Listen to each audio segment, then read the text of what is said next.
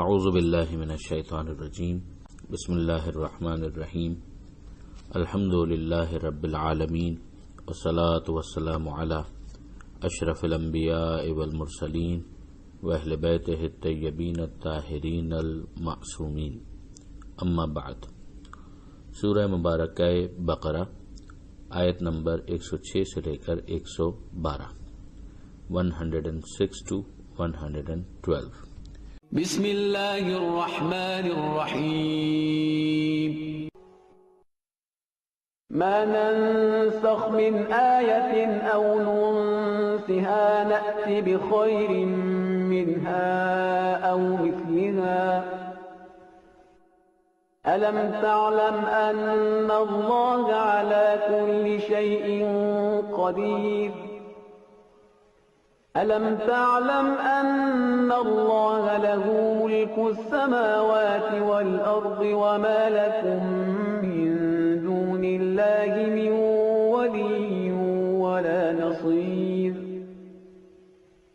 أم تريدون أن تسألوا رسولكم كما سئل موسى من قبل ومن يتبدل الكفر بالإيمان فقد ضل سواء السبيل ود كثير من أهل الكتاب لو يردونكم من بعد إيمانكم كفارا حسدا من عند أنفسهم من بعد ما تبين لهم الحق فاعفوا واصفحوا حتى يأتي الله بأمره إن الله على كل شيء قدير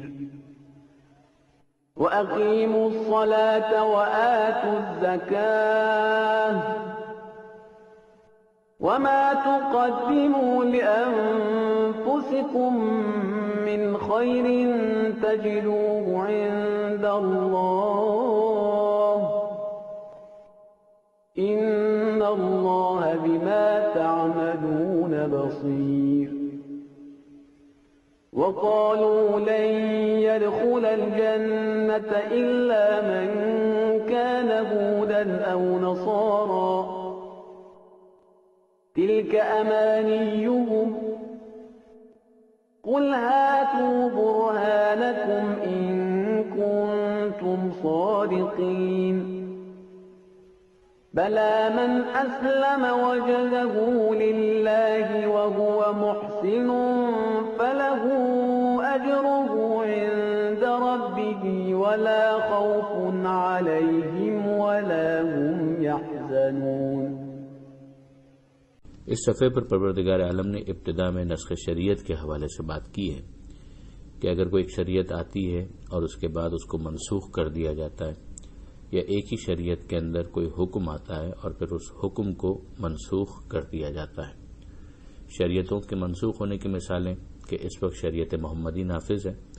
اور اس سے پہلے شریعت نوح علیہ السلام بھی رہی، شریعت موسیٰ علیہ السلام بھی رہی کہ جن کو منسوخ کر دیا گیا، اور ایک ہی شریعت میں احکام میں سے کسی حکم کے منسوخ ہونے کی مثال کہ پہلے بیت المقدس قبلہ تھا اور پھر اس کے بعد خانہ کعبہ کو قبلہ بنا دیا گیا۔ تو یہ جو نسخ احکام یا کسی حکم کو انویلیڈیٹ کرنے کا معاملہ ہے، اس پر بعض سطحی نظر رکھنے والوں نے اعتراض کیا، یہود نے اعتراض کیا، دوسروں نے اعتراض کیا کہ اگر پروردگار عالم کا وہ حکم صحیح تھا تو پھر اس کو منسوخ کرنے کی ضرورت کیوں پیش آئی۔ اس بات پر توجہ کرنے کی ضرورت ہے کہ اگر کوئی یہ سمجھتا ہے کہ شریعت یا شریعت کا کوئی حکم اس وجہ سے منسوخ ہوتا ہے کہ کوئی پچھتاوا بعد میں آ گیا، ریئلائز ہو گیا کہ پہلا حکم غلط تھا، تو یہ خدا کے باب میں ناممکن ہے۔ انسانوں کے بنائے ہوئے قانون میں تو کسی پچھتاوے کی گنجائش ہو سکتی ہے، مگر خدا کے بنائے ہوئے قانون میں جو علی کل شیء قدیر بھی ہے اور علیم بذات الصدور بھی ہے، یعنی ہر چیز کا علم بھی ہے اور اس کے پاس قدرت بھی ہے، تو اس کے باب میں یہ چیز ناممکن ہے۔ مگر حکم کے یا شریعت کے منسوخ ہونے کی ایک اور وجہ خود اس مصلحت کا تقاضا کہ جو لوگوں کے حوالے سے ہے کہ انسانوں کے لیے پروردگار عالم کے بارے میں یہ سوچنا کہ وہ مصلحت کے تبدیل ہونے کے باوجود بھی حکم کو نہیں بدلے گا، یہ بہت بڑا سوء ظن ہے۔ یہ تو اس کے رب ہونے کا تقاضا یہ ہے کہ وہ جب یہ دیکھے کہ انسانوں کی مصلحت اس کے اندر ہے کہ اس حکم کو تبدیل کر دیا جائے، شریعت کو بدل دیا جائے، تو بھی وہ شریعت کو بدل دے گا یا حکم کو تبدیل کر دے گا، اور یہ خالصتاً خدا کی ججمنٹ کے اوپر ہے۔ اگر آپ غور کریں کہ ایسا ہوتا ہے کہ لباس میں کوئی خرابی نہیں ہوئی ہوتی، مگر بچے کا سائز بڑھ جانے کی وجہ سے اس لباس کو تبدیل کر دیا جاتا ہے۔ یہاں لباس میں کوئی خرابی نہیں تھی، نہ اس لباس کے بنوانے میں کوئی پچھتاوا تھا، مگر معاملہ یہ ہے کہ اس بچے کا سائز تبدیل ہو گیا، لہذا اس کی وجہ سے اس لباس کو تبدیل کر دیا گیا۔ پھر ایک وقت وہ آتا ہے کہ جب سائز کے اندر تبدیلی ایز سچ نہیں ہوتی ہے تو پھر لباس کو بھی تبدیل کرنے کی ضرورت نہیں پڑتی اگر لباس کے اندر پائیداری ہو۔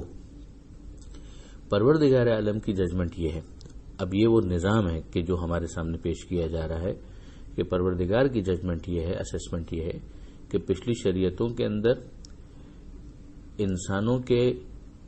مسالے اور انسانوں کی مصلحتوں کو پورا کرنے کی صلاحیت ایک عرصے تک تھی، اس کے بعد انسانوں کی انسانیت کہہ لیجئے یا انسانوں کی عقل کہہ لیجئے یا انسانوں کی بطور مجموعی گروتھ کہہ لیجئے اسپرچولی، وہ اس حد تک ہو گئی کہ اب اس کے بعد ان کو نئی شریعت کی ضرورت تھی۔ لیکن جب پروردگار عالم کی ججمنٹ یہ ہوئی کہ اب اسلام کے اندر وہ صلاحیت موجود ہے کہ اب انسانوں کے اندر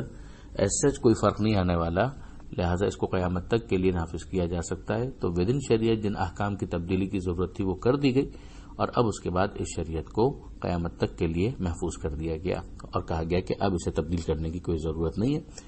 ہاں، اگر کبھی اس کو ریفریش کرنے کی ضرورت ہو تو جس طریقے سے میل کو ہٹایا جاتا ہے، گرد کو ہٹایا جاتا ہے، غبار کو ہٹایا جاتا ہے، اس کے لیے ہر زمانے کے اندر امام کو رکھا گیا۔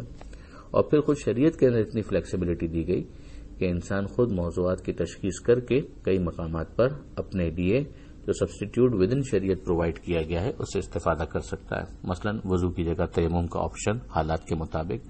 یا اسی طریقے سے کھڑے ہو کر نماز پڑھنے کی جگہ بیٹھ کر نماز پڑھنے کی گنجائش رکھی گئی ہے۔ اس وقت اس سے زیادہ تفصیل کی گنجائش نہیں ہے۔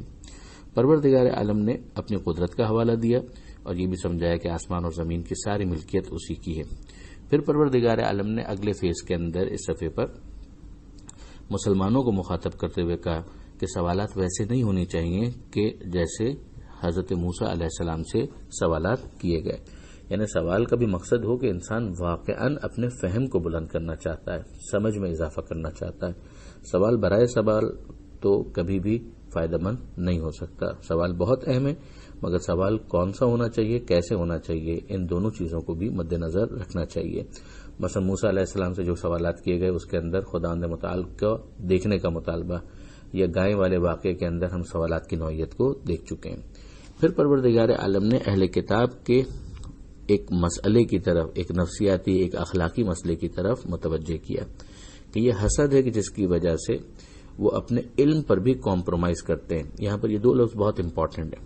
کہ حسد کی وجہ سے بعد اس کے کہ حق ان کے لیے واضح ہو چکا، حق کا واضح ہونا ایک چیز، حسد دوسری چیز، اس کی وجہ سے یہ لوگ نہیں پسند کرتے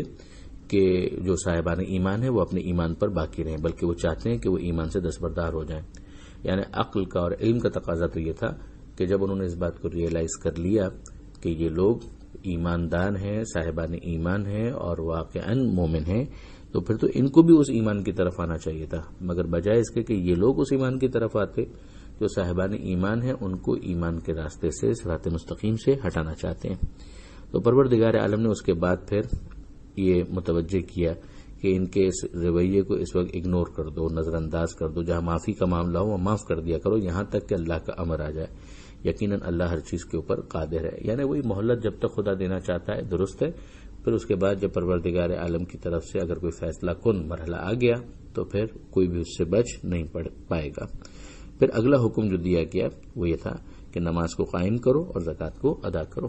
یعنی اپنا تعلق خدا سے بھی مضبوط کرو، اور اس کا بہترین ذریعہ نماز ہے، اور آپس میں بھی ودن ایک کمیونٹی یا ود ان ایک سوسائٹی ایک دوسرے کے ساتھ بھی اپنا رابطہ مضبوط رکھو. فائنینشیل اسسٹنس کی جہاں ضرورت ہو وہاں پر فائنینشیلی اسسٹ کرو، اور اس کا بہترین ذریعہ خود زکوٰۃ ہے جو ریلیجیس لیویز کو کور کرتا ہے. پھر اس کے بعد پروردگار عالم نے انسان کو متوجہ کیا، صاحبان ایمان کو، ما تقدموا لانفسکم من خیر تجدوہ عند اللہ، کہ جو تم آگے بھیجو گے، کوئی بھی خیر کی چیز جو آگے تم بھیجو گے اسے تم اللہ کے پاس موجود پاؤ گے. یعنی یہ دنیا کے باسس والا معاملہ نہیں ہے کہ مثلا ایک انسان پرفارم کر رہا ہے اور اس کی پرفارمنس کو اگنور کر دیا جائے تو انکریمنٹ یا بونسز کے موقع پر یا پروموشن کے موقع پر باس کو یاد ہی نہیں ہے کہ میرے سبارڈینیٹ نے یا میرے ماتحت نے کیا کیا زحمت برداشت کی. پروردگار فرماتا ہے مطمئن ہو جاؤ، خدا سے کچھ چھپا ہوا نہیں.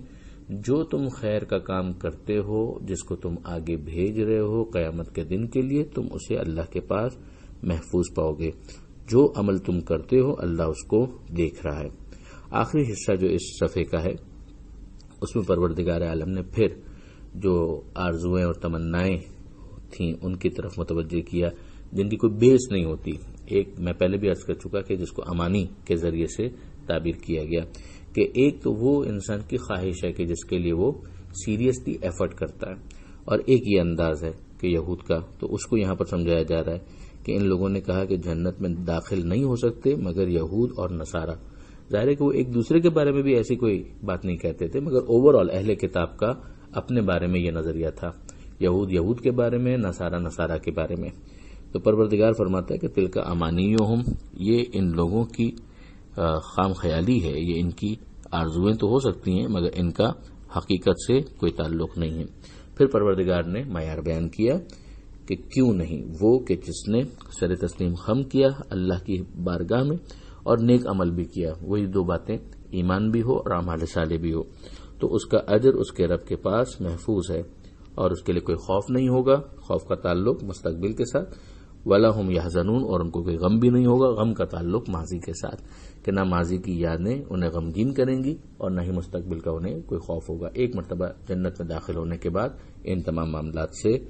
معاملہ آگے بڑھ جاتا ہے، انسان اس سے کافی آگے چلا جاتا ہے، پروسیڈ کرتا ہے. پروردگار عالم سے دعا ہے کہ وہ ہمیں قرآن مجید سمجھنے اور اس پر عمل کرنے کی توفیق عطا فرمائے اور وارث قرآن امام زمانہ کے ظہور میں تعجیل فرمائے. وآخر دعوانا ان الحمد للہ رب العالمین، والسلام علیکم ورحمۃ اللہ وبرکاتہ.